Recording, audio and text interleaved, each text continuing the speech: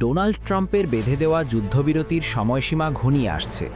ঠিক সেই মুহূর্তে হোয়াইট হাউসে একটি জরুরি ফোন কল।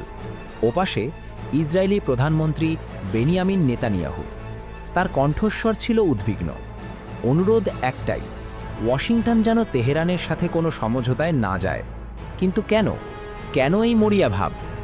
বিশ্লেষকরা বলছেন, এটা শুধু নেতানিয়াহুর রাজনৈতিক অস্তিত্ব রক্ষার লড়াই নয়, এর আড়ালে লুকিয়ে আছে এক ভয়ঙ্কর নীল নকশা, গ্রেটার ইসরায়েল প্রকল্প, যে উচ্চাকাঙ্ক্ষী স্বপ্নের পথে এখন যমদূত হয়ে দাঁড়িয়েছে ইরান।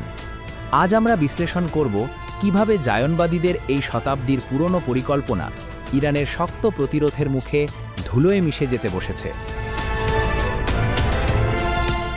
গ্রেটার ইসরায়েল, অনেকের কাছে এটি কেবল ধর্মতাত্ত্বিক ধারণা মনে হলেও বর্তমান বাস্তবতায় এটি একটি সুপরিকল্পিত রাজনৈতিক কৌশল। নীল নদ থেকে ফোরাত নদী পর্যন্ত সাম্রাজ্য বিস্তারের যে স্বপ্ন জায়নবাদীরা দেখে, তার আধুনিক রূপ হল মধ্যপ্রাচ্যে ইসরায়েলের একছত্র সামরিক ও রাজনৈতিক আধিপত্য প্রতিষ্ঠা করা। ফলিস্তিনিদের ভিটেমাটি থেকে উচ্ছেদ করা কেবল শুরু ছিল। এখন তাদের নজর লেবাননের দক্ষিণাংশ, সিরিয়ার গোলান মালভূমি এবং জর্ডান নদীর উর্বর অববাহিকার উপর। তারা চায় এমন এক সীমানা যেখানে কোনো আরব শক্তি তাদের চ্যালেঞ্জ করতে পারবে না।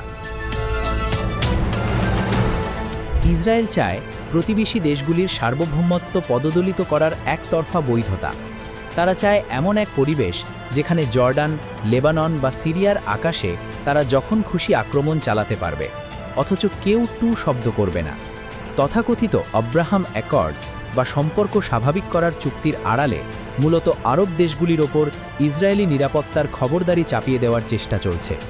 তারা লোহিত সাগর থেকে সোমালিয়া পর্যন্ত নিজেদের গোয়েন্দা জাল বিস্তার করতে চায়। কিন্তু এই নিখুঁত সমীকরণে একটি বড় ভুল ছিল। তারা ইরানের শক্তির গভীরতা পরিমাপ করতে ব্যর্থ হয়েছে। গত কয়েক দশকে ইসরায়েল তার পথের অধিকাংশ কাঁটা সরিয়ে দিলেও ইরান এখন পর্যন্ত তাদের সামনে এক অভেদ্য প্রাচীর।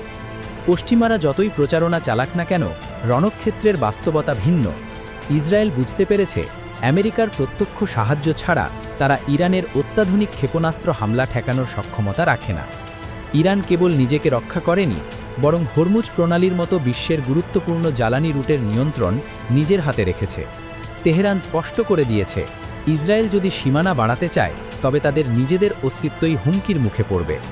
ইসরায়েলের যে সামরিক শ্রেষ্ঠত্বের অহংকার ছিল, তা ইরানের আকাশ প্রতিরক্ষা এবং প্রযুক্তির কাছে আজ ম্লান।